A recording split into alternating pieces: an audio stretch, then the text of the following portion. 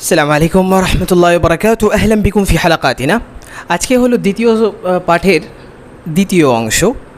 এইটা অত্যন্ত গুরুত্বপূর্ণ, আপনাকে পুরুষ এবং মহিলা চিহ্নিত করতে পারা। খেয়াল করুন, যখন যদি পুরুষ শব্দ হয় তাহলে তার সিফা কী হবে? পুরুষ হবে। আর যদি মেয়ে শব্দ হয়, মহিলা শব্দ, স্ত্রী শব্দ হয়, তাহলে তার সিফাও কী হবে? স্ত্রী হবে। মনে থাকবে? মনে রাখবেন, আপনি যখন পুরুষ শব্দ সম্বন্ধে বলছেন কোনো কথা, তাহলে তো আপনি পুরুষ শব্দই ব্যবহার করতে হবে। কোনো কিছু পুরুষ সম্বন্ধে বলছেন, তাহলে আপনি কি বলবেন? এই কি বলে ডক্টর না, ধরুন ফজলুর রহমান একজন সাংবাদিক, তাই তো বলবেন আপনি।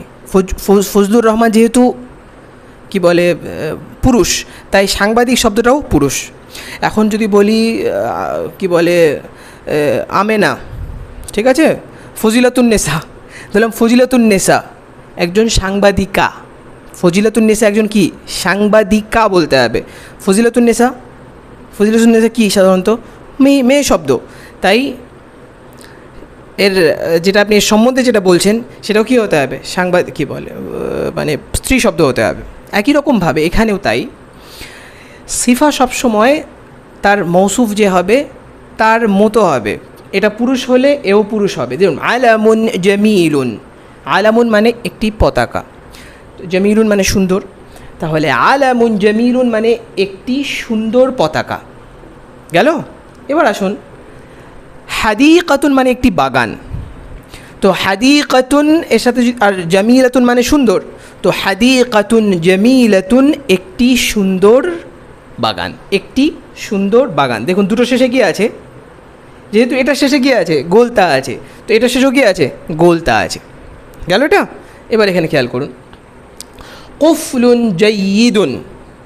কুফলুন মানে একটি তালা, জাইয়িদুন মানে ভালো, একটি ভালো তালা। কুফলুন জাইয়িদুন একটি ভালো তালা।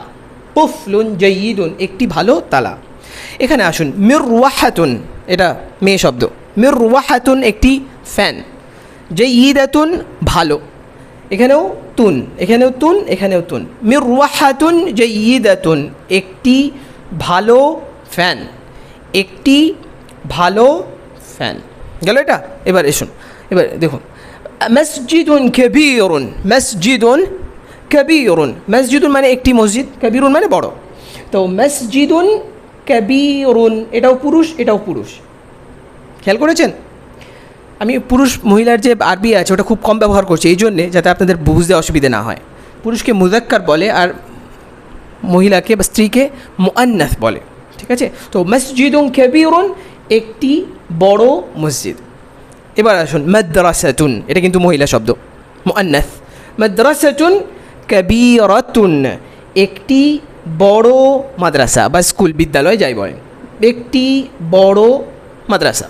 মাদ্রাসাতুন কবীরাতুন, এইটা খুব ভালো করে বুঝুন, এটা খুবই দরকার জিনিস, যে মুযাক্কার মুআন্নাসের পার্থক্য করতে পারা। মুযাক্কার মুআন্নাস সবসময় সংযতভাবে আপনাকে কী বল ব্যবহার করতে হবে। জাযাকুমুল্লাহ। আসসালামু আলাইকুম।